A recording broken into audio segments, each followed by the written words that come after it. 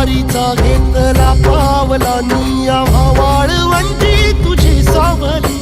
गळा भेट घेण्या भीमेची निघाली तुझ्या नाम घोषात इंद्रायणी